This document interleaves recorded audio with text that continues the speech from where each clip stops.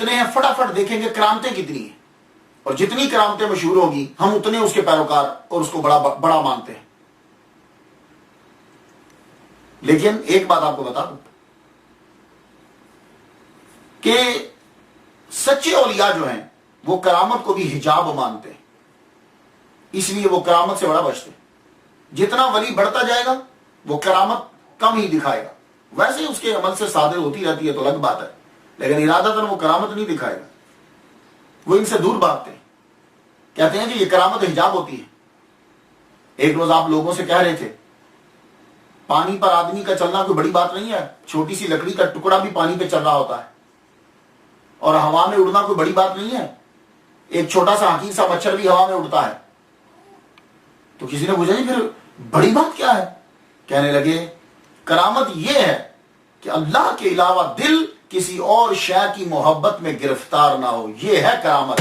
تو اب اگر آپ لوگوں نے کبھی کسی میں کرامت دیکھنی ہو تو یہ شعبدہ بازی مت دیکھنا ہندوؤں اور سکھوں والی، اس میں دیکھنا ہے تو یہ جملہ دیکھنا، کیا فرمایا ابو یزید بسطامی رحمۃ اللہ نے؟ کرامت یہ ہے کہ اللہ کے علاوہ دل کسی اور شے کی محبت میں گرفتار نہ ہو۔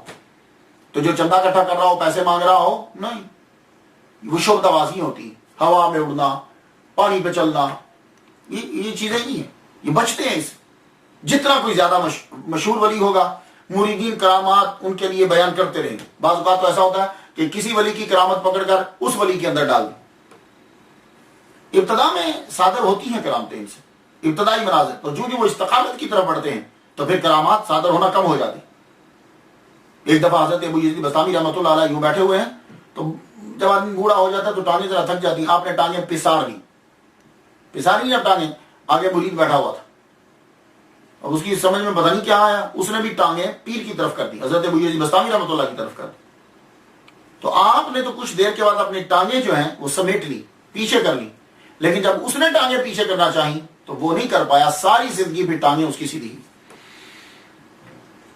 اور شروع کے واقعات میں سے آپ جنگل سے جا رہے ہیں، ایک بڑھیا کو جنگل میں سے گزرتے ہوئے دیکھا، اور بڑھیا نے سر کے اوپر جو ہے وہ آٹا اٹھایا ہوا ہے، تو آپ سے آ کے کہتی ہے ادھر آؤ، یہ میرا آٹا جو ہے وہ میرے گھر تک پہنچاؤ۔ آپ قریب گئے، آٹا پکڑا، دور سے شیر پہ نظر پڑی، جنگل سے گزر رہے تھے، شیر کو بلایا ادھر آؤ، شیر کے اوپر آٹا رکھ دیا۔ تو بیوی سے کہنے لگے یہ شیر تمہارے گھر تک آٹا چھوڑ آئے گا۔ عورت کہنے لگی کیا بات ہے اس بڑھیا کی۔ تو فرماتے ہیں کہ اگر کسی نے پوچھا کہ یہ شیر تیرا آٹا کیسے لا رہا ہے تو کیا بولو گی تم؟ لوگ پوچھیں گے تو صحیح نا، کیا لگی؟ ہاں بولوں گی کہ ایک خود نما ظالم سے میری ملاقات ہوئی، یہ اس نے بھیجا۔ جملہ سن لیجیے، خود نما ظالم سے ملاقات ہوئی اور اس نے یہ جو ہے آٹا جو ہے وہ رکھا۔ آپ فرمانے لگے مجھے ظالم تو نے کیوں کہا، میں نے تو کوئی ظلم نہیں کیا۔ تو کہنے لگی یہ ظلم ہی تو ہے کہ اللہ تعالیٰ نے خدمت کرنے کا مکلف کس کو بنایا؟ تمہیں۔ یہ تکلیف اللہ تعالیٰ نے تمہیں دی ہے کہ تو بوجھ اٹھائے دوسروں کا، تو تو نے اپنا بوجھ جانور پہ لاد دیا کہ جس کو اللہ تعالیٰ نے فرض کیا ہی نہیں خدمت خلق کے لیے، تم نے اس کے اوپر لاد دیا، تو ظلم تو ہو گیا۔ اور خود نما اس لیے تمہیں میں نے کہا کہ تم مجھ سے پوچھ رہا کہ تو جا کر کیا بتائے گی۔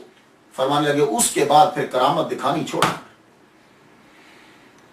اور ایک مرتبہ آپ حضرت ابو یزید بسطامی رحمۃ اللہ علیہ دریا دجلہ کے کنارے پہ پہنچے، دریا دجلہ کا پانی استقبال کے لیے اٹھا۔